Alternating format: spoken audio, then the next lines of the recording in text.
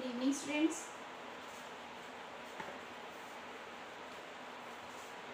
Last हमने biological classification के बारे में बात की थी, जिसमें हमने बात की थी कि हम जो बेसिकली आज के टाइम पे पढ़ते हैं वो हमारी 5 किंगडम क्लासिफिकेशन है, जिसमें हमने kingdom Monera, protista, kingdom fungi, kingdom Plantae और किंगडम एनिमल के बारे में बताया था कि ये 5 किंगडम्स हम लोग पढ़ते हैं।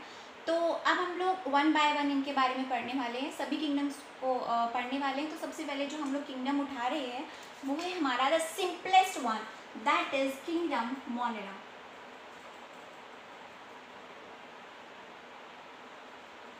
ओके, तो सबसे पहले हम इसकी कुछ बेसिक्स कैरेक्टरिस्टिक्स पढ़ लेते हैं, उसके बाद हम इसका एक डायग्राम देखेंगे जो बेसिकली इसमें मिलता है। देखो, सबसे पहला तो अगर आपको याद हो जिन बेसिस पे इनकी क्लासिफिकेशन के बेसिस पे हमने किंगडम्स को डिवाइड किया था, जिसमें आरएचबीटी करने, वो थी कि जो मोनेरा होते हैं वो यूनिसेलुलर प्रोकैरियोट्स होते हैं। These are unicellular prokaryotes. अगर आप लोगों को बोला जाए कि भाई प्रोकैरियोट्स, तो सीधा सीधा मतलब है कि यहाँ पर किंगडम मोनेरा की बात हो रही है, या फिर किंगडम मोनेरा, इसका मतलब कि हम लोग प्रोकैरियोट्स की बात कर रहे हैं, क्योंकि प्रोकैरियोट्स सिर्फ और सिर्फ हमें किंगडम मोनेरा में मिलेंगे और कहीं प्रोकैरियोट्स नहीं मिलेंगे। यूनिसेलुलर ऑर्गेनिजम्स मिल जाएंगे क्योंकि किंगडम प्रोटिस्टा में भी यूनिसेलुलर ऑर्गेनिजम्स होते हैं, बट वो यूनिसेलुलर यूकैरियोट्स होते हैं। प्रोकैरियोट्स सिर्फ और सिर्फ किंगडम मोनेरा में मिलेंगे, और ये कैसे होते हैं? सिंगल सेल्ड ऑर्गेनिजम्स होते हैं। ठीक है, तो इनके अंदर हम जिन ऑर्गेनिजम्स को पढ़ेंगे बेसिकली वो क्या होंगे? बैक्टीरिया। बैक्टीरिया हमारे प्रोकैरियोट्स होते हैं, मतलब किंगडम मोनेरा से बिलोंग करते हैं। बैक्टीरिया हो गया, साइनोबैक्टीरिया हो गया। साइनोबैक्टीरिया का तुमने कॉमन नेम पढ़ा होगा, ब्लू ग्रीन एल्गी।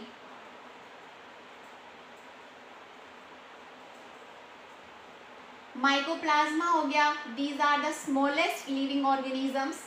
माइकोप्लाज्मा, इसके अलावा हो गए एक्टिनोमाइसीट्स हो गए।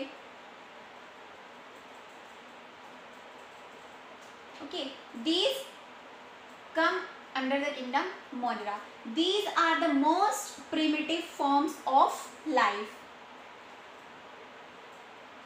आपने ये स्टेटमेंट सुन रखी होगी ना कि सबसे पहले जो ऑर्गेनिजम्स थे वो बैक्टीरिया थे, आर्के बैक्टीरिया थे। आर्के मतलब पुराने, old one, the primitive one, archaebacteria, the most primitive living organism.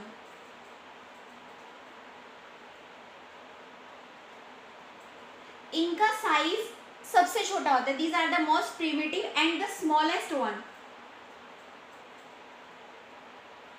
the smallest one, or we can say these are microscopic. Microscopic मतलब हम इनको माइक्रोस्कोप से ही देख सकते हैं। इनका जो साइज है वो 0.1 से लेकर 1 माइक्रोन तक, मतलब कुछ फ्यू माइक्रोन तक, 1 2 3, मतलब माइक्रोस्कोपिक ही होता है। अब 0.1 से लेकर फ्यू माइक्रोन्स तक इनका साइज हो सकता है। ओके, अच्छा, इसको मैं इरेज कर रही हूँ उनके और पॉइंट्स लिखने के लिए।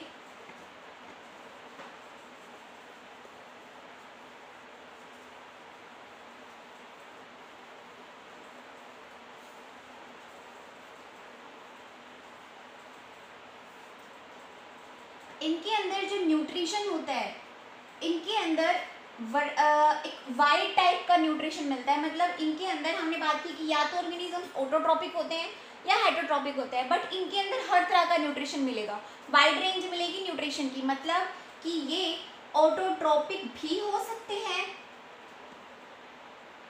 और ये हेटरोट्रॉपिक भी हो सकते हैं।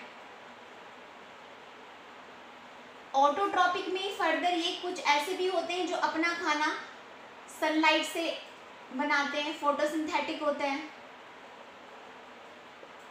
और कुछ कीमोसिंथेटिक भी होते हैं।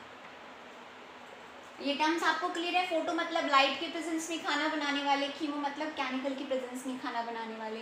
ठीक है, और हेटरोट्रॉपिक में भी ये वाइड रेंज वैरायटी शो करते हैं। मतलब हेटरोट्रॉपिक में ये सिम्बायोटिक भी होते हैं कुछ। सिम्बायोटिक आप जानते हो? सिम्बायोटिक, सिम मतलब टुगेदर, बायो मतलब लाइफ, टुगेदर लाइफ मतलब दो ऑर्गेनिज्म साथ में जो लिविंग शेयर करते हैं। ठीक है, जैसे आप जानते हो इकोलाई जो होता है, ये एक बैक्टीरिया है जो हमारी इंटेस्टाइन में रहता है।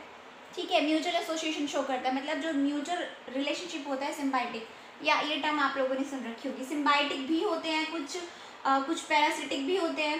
पैरासिटिक मतलब पैरासाइट, जो दूसरों की बॉडी के ऊपर रहते हैं और उससे बेनिफिट लेते हैं, उल्टा बदले में उसको कुछ ना कुछ लॉस होता है। जैसे बहुत सारे बैक्टीरिया, जैसे हमारा टाइफस फीवर है, टाइफाइड है, वो हमारा बैक्टीरिया है, पैरासिटिक बैक्टीरिया है। वुपिंग कफ हो गई, और इसके अलावा जो हमारी इंटेस्टाइन में हमारी कई स्टमक प्रॉब्लम्स हैं, वो भी हमारे कई बैक्टीरिया होते हैं जो पैरासाइट होते हैं और हाँ हमें हार्म कोज करते हैं।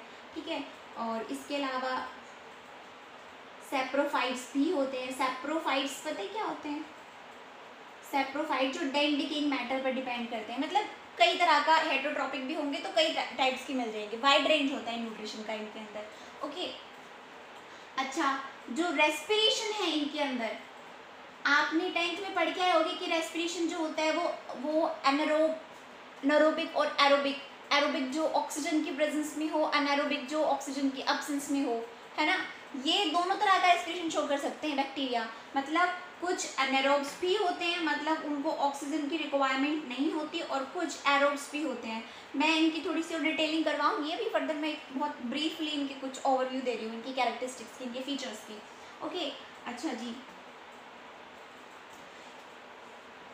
इनके अंदर जो जेनेटिक मटेरियल होता है, जो न्यूक्लियस होता है, वो उसको हम लोग न्यूक्लियोइड बोलते हैं। Nucleoid because genetic material is naked, genetic material is naked, और वो क्या कहाँ पड़ा होता है? साइटोप्लाज्म पे। ये जो हमारे अंदर क्या होता है, न्यूक्लियस कवर्ड होता है न्यूक्लियर मेम्ब्रेन से, साइटोप्लाज्म से बिल्कुल डिफ्रेंशिएट हो जाता है, लेकिन इनके अंदर जो जेनेटिक मटेरियल होता है, डीएनए होता है, वो खाली साइटोप्लाज्म में पड़ा होता है, और उसको हम लोग नाम देते हैं न्यूक्लियोइड। जेनेटिक मटेरियल निक्ड का मतलब है कि वो हिस्टोन प्रोटीन से कवर्ड नहीं होता है। ओके, जैसे हमारे अंदर हिस्टोन प्रोटीन्स होते हैं, बेसिक प्रोटीन्स, उनके साथ में डीएनए की कॉइलिंग होती है, इनके अंदर ऐसा नहीं होता है। ओके, इसलिए हम बोलते हैं कि genetic material is naked. Okay, generally इनकी एक सेल सिंगल सेल्ड है, एक ही न्यूक्लियस मिलेगा, तो जो जेनेटिक मटेरियल है, मतलब जो डीएनए है, वो भी एक क्रोमोसोम ही लगा सकते हैं कि इनके अंदर एक क्रोमोसोम होता है पर सेल, तो ये एक ही सेल होती है। सेल ऑर्गेनल्स इनके अंदर एब्सेंट होते हैं। Cell organelles are absent. Cell organelles जैसे कि माइटोकॉन्ड्रिया हो गया, क्लोरोप्लास्ट मतलब प्लास्टिड हो गया, और इसके अलावा कई गोल्जी बॉडीज हो गई, एंडोप्लाज्मिक रेटिकुलम हो गया। These are the cell organelles जो इनके अंदर नहीं होते। बात क्लियर है? इसके अलावा इसके फीचर्स और बाकी फीचर्स,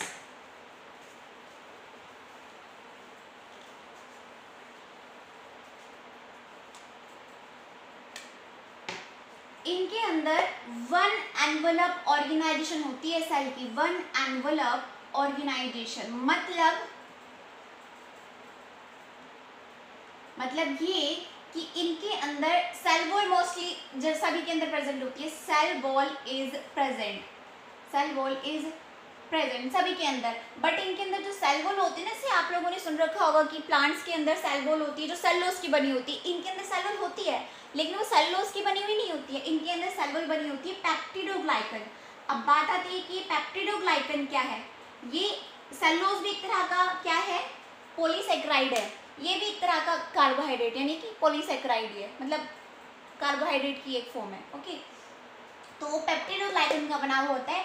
तो मैं बात करूँ कि इनके अंदर वन एनवलप ऑर्गेनाइजेशन होता है, मतलब प्लाज्मा मेम्ब्रेन होती है ऊपर। एनवलप मतलब कवर करने वाली, जो सभी ऑर्गेनिजम्स के अंदर मिलती है प्लाज्मा मेम्ब्रेन, चाहे वो मोनिरा हो गया, प्रोटिस्ट हो गया, फंजाई हो गया, प्लांटी हो गया, एनिमालिया हो गया, सभी के अंदर प्लाज्मा मेम्ब्रेन मिलेगी और सबके अंदर ऑर्गेनाइजेशन भी सेम मिलेगी। लेकिन प्रोकैरियोट्स और यूकैरियोट्स में क्या फर्क होता है?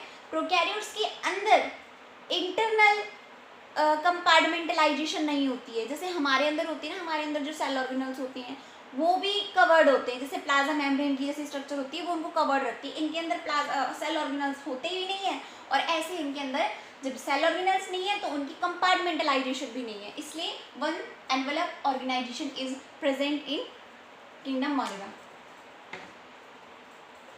ओके, बात क्लियर है। अच्छा, नेक्स्ट हम लोग बात करते हैं इनके अंदर वैसे सभी के अंदर फ्लैजिला नहीं होता है, लेकिन किसी किसी के अंदर फ्लैजिला प्रेजेंट है, इसका मतलब कि वो मूवमेंट शो करते हैं। ठीक है, तो अगर फ्लैजिला प्रेजेंट है तो उसकी स्ट्रक्चर किस तरह की होगी, वन स्ट्रैंडेड। अभी वन स्ट्रैंडेड मैं बताऊंगी क्या होता है स्ट्रक्चर, जब मैं इसको थोड़ा सा डिटेल करवाऊंगी तो मैं बताऊंगी कि वन स्टैंडर्ड क्या होता है, 11 स्टैंडर्ड क्या होता है यूकैरियोट्स के अंदर। ओके, अगर फ्लैजिला प्रेजेंट है तो उसकी स्ट्रक्चर वन स्टैंडर्ड होगी, और जो ये फ्लैजिला है वो एक खास तरह के प्रोटीन से बनेगा जिसका नाम क्या होगा, flagellin protein. Flagella is made up of flagellin protein, ये फ्लैजिलिन नाम के प्रोटीन से बनता है। बात क्लियर है।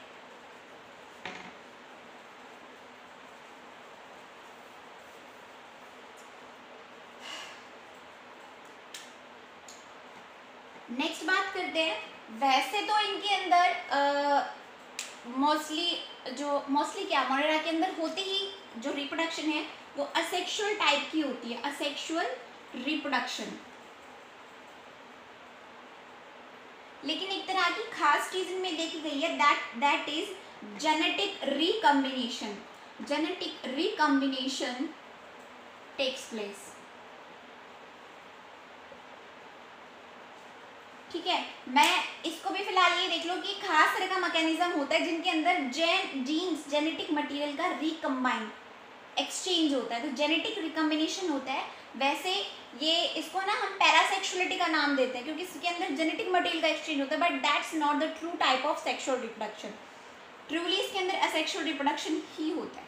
बात क्लियर है। तो these are some features of kingdom Monera, जो थोड़ा सा अभी डिटेल करेंगे तो उसके बारे में बात करेंगे, लेकिन इससे पहले मैं आपको इसका बेसिक बैक्टीरिया का स्ट्रक्चर दिखाऊंगी जो लगभग हर बैक्टीरिया के अंदर मिलता है। ओके।